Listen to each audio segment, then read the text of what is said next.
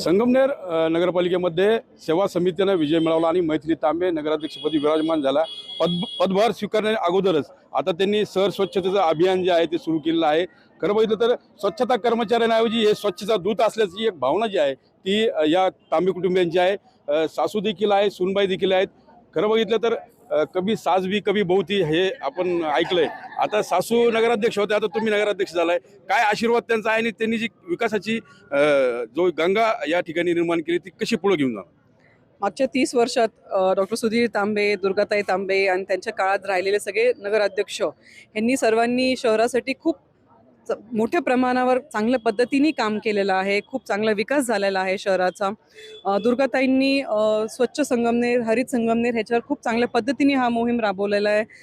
ओला कचरा, सुका कचरा हा पण खूप चांगल्या पद्धतीने हा मोहीम त्यांनी चांगल्या पद्धतीने राबवला आणि त्याच्यासाठी त्यांना भरपूर बक्षिसं पण भेटलेले आहेत। थोरात आमचे जे मार्गदर्शक आहेत, लोकनेते बाळासाहेब थोरात साहेब यांनी आम्हाला काल सूचना दिली की पहिलं स्वच्छतेवर काम चालू करा आणि त्या पद्धतीने आम्ही आज सगळेजण आमचे नगरसेवक आम्ही जेवढे सगळे निवडून आलेलो आहोत आणि आमच्या सगळ्या बहिणी, माता भगिनी सगळ्या आमच्या त्या पण आमच्यासोबत आहेत आज आणि आम्ही आजपासून स्वच्छतेचं काम चालू केलेलं आहे आणि इथून पुढं संगमनेर स्वच्छ दिसेल ही खात्री मी नक्कीच देईल। एकीकडे तुम्ही स्वच्छता हाती घेतलेली आहे, दुसरीकडे आपण ज्यांना स्वच्छता दूत बनतो त्यांच्या देखील काळजीची गरज आहे, कारण त्यांना देखील स्वच्छता करताना ज्या गरजा आहेत त्या पूर्ण केल्या पाहिजे। नाही, परत सांगाल मला? ज्या स्वच्छता दूत आहेत, कर्मचारी आहेत, त्यांना ग्लोव्ज वगैरे हे ज्या गरजेच्या गोष्टी त्या पुरवल्या गेल्या पाहिजे। बरोबर आहे। त्यांची पण तब्येतीची तेवढीच पद्धतीने काळजी घेणारच आहोत आम्ही आणि त्यांना जे जे साहित्य लागतं नीट राहणं, त्यांच्या तब्येत चांगली राहण्यासाठी स्वच्छता करताना तर ती आम्ही नक्कीच त्यांना पुरवणार आहोत। तर दुर्गाताई तांबे देखील आपल्या सोबत आहेत। तुम्ही नगराध्यक्षपदी अनेक वर्ष होता।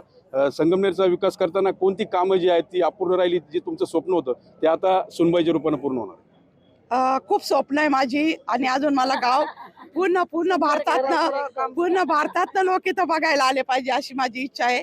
तर मुख्य म्हणजे आपलं 5 नद्यांचा संगम असणारं हे गाव आहे। प्रवरा नदी, म्हाळुंगी नदी, त्याचप्रमाणे महानुटी ही उपनदी, लेंडी ही उपनदी आणि नर्तकी म्हणजे नाटकी जी नाटकं करते ती सुद्धा उपनदी।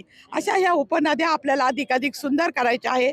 त्यांच्या तीरावर काही घाट बांधायचे आहे जेणेकरून नागरिकांना एक मोकळा श्वास घेण्यासाठी, फिरण्यासाठी चांगले गार्डन तर आपण 40 गार्डन आपण शहरामध्ये केलेले आहेत, परंतु हे नदीचे किनारे सुद्धा आपल्याला चांगले करायचे आहेत। खूप फुलझाडं आपल्याला लावायचे आहे। जसे आपल्या देशातल्या आसाममध्ये प्रत्येक घराला कुंड्या टांगलेल्या असतात। माझे वडील सहकार महर्षी भाऊसाहेब संतजी थोरात यांना वाटायचं की आपल्या घरांना सगळ्यांच्या फुलांच्या कुंड्या असाव्यात, सगळे फुलांचे ताटवे असावेत। हे निश्चितपणे डॉक्टर मैथिली तांबे आता हे सगळी माझी स्वप्न पूर्ण करतील अशी आशा आहे। जी राहिलेली स्वप्न आहे मैत्रीच्या रूपाने ते पूर्ण होतील अशी अपेक्षा देखील दुर्गाताई तांबे यांनी व्यक्त केली आहे। खरं तर पदभार स्वीकारण्यापूर्वीच कामकाजाला सुरुवात हे एक नवीन उदाहरण जे आहे राज्यासमोर ते मैथिली तांबे यांच्या रूपाने पाहायला मिळतंय। मनोज गाडीकर, TV9 मराठी, संगमनेर, अहिल्यानगर।